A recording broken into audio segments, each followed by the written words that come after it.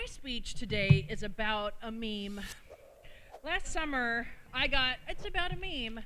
Last summer, I got inspired to create a meme. Now, it's pretty detailed, so I didn't have the time to draw the cartoons, but I still have the concepts in my head, and I still have it on a notebook somewhere in my house.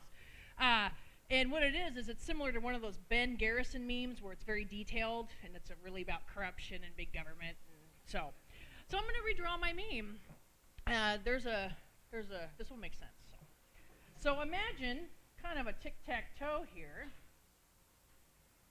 This is bad, this is a tool, and this is good. This is freedom, this is liberty, this is good stuff over here. So the printing press, printing press here, what was bad? Well, in the 1400s and before, in the Dark Ages, people didn't know how to read, and people had the church tell them what they were going to think and what religion they were going to have, and the earth was flat. There wasn't a lot of thinking, to be honest. But with the printing press, late 1400s, I believe, that changed. So here we have sad people, Dark Ages, hungry, skinny, no teeth. And here we have a printing press, which I'm not going to draw a very good one, but, So, with the printing press, we now had information to anyone, and now anyone could read. So what did this do? People are happy. People have light bulbs over their head. People can choose their religion. People are empowered and free. Okay, so here's another example. My dad told me this story. I bet he never thought I'd be telling this at a libertarian speech convention. The videotape, the VHS tape. We remember, most of us here. The VHS tape is what helped bring down the Berlin Wall. Now, I did try to Google this, and I didn't have a lot of information, but my dad told me these stories multiple times before the internet.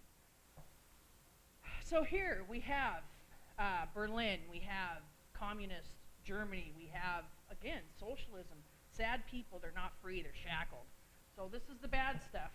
Well, sad faces, bread lines, cold, shackles, the key word. They weren't free. They didn't have capitalism. They couldn't listen to what they wanted. They were recorded. It's not good stuff.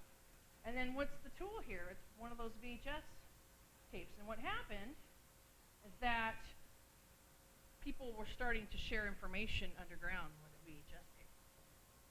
The government couldn't keep information from everybody. And they started showing protests. And they started getting inspired. And wouldn't you know it, Berlin Wall comes falling down in the late 80s.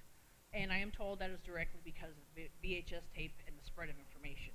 So what do we have here that's happy? We have united Germany. We have freedom. We have more capitalism. It took a while to get there, but freedom and liberty is always going to be on this side. That's always the right answer, right?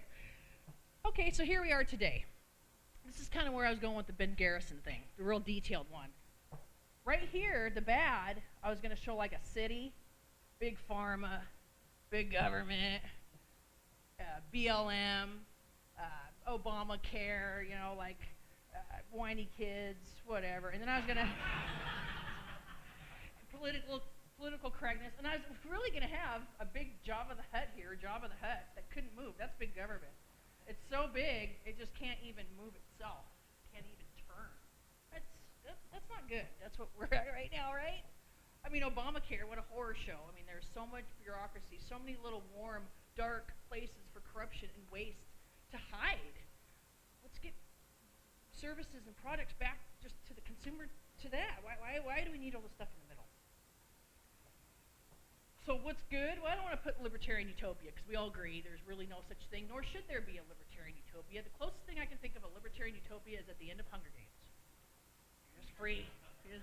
Do we want? You want to have a kid? Okay. You want to change the world? Okay. Just, right? Too easy. But what's this key? How are we going to get there? Does anyone have a guess, honestly? The internet. Information. Smartphone, information. Interwebs, apps. The fact that we can instantly share information, videos, stories, articles about corruption and hypocrisy and lies instantly to anyone in the world is so powerful. This might be our last hope. This is, I believe, our key to waking people up. I think it's pretty powerful. We pretty much plan this whole convention through this, through messaging, through photos. I think I talked to David twice, maybe. The rest was here. So I know we like to use Facebook to debate, and I know that sometimes it's effective, and I know sometimes it's not. Sometimes we do spend a lot of time on it, but this really is a really powerful tool. And I think if big government knew how powerful it was, they would have never let it happen. They would have never. So, computers, information, the internet. Is the internet not libertarian itself? It's not all good, it's not all bad, but it is pretty free. It is pretty free. And it's a great time to be alive. Great time to be alive. So, knowing that, I have a gal that lives in Kitsap County. She has an R by her name. She's not here today, but I adore her. Her name is Autumn, and she's very verbal on Facebook.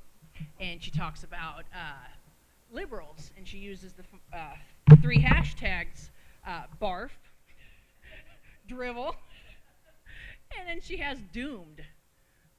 Hashtag doomed. I get them, and I like them, and I think those are hilarious hashtags. I just love it. But I don't use doomed very often. I never use doomed, because I actually do believe there's still a small window, there's still a chance to make this movement, this cause, cooler than socialism. That should be too easy, but to make this cool, make this big. It's totally Jim Carrey. There might be a chance, but I believe in my heart of hearts that the door is small, but there actually is a chance. So, that's my speech. I believe there still is a chance.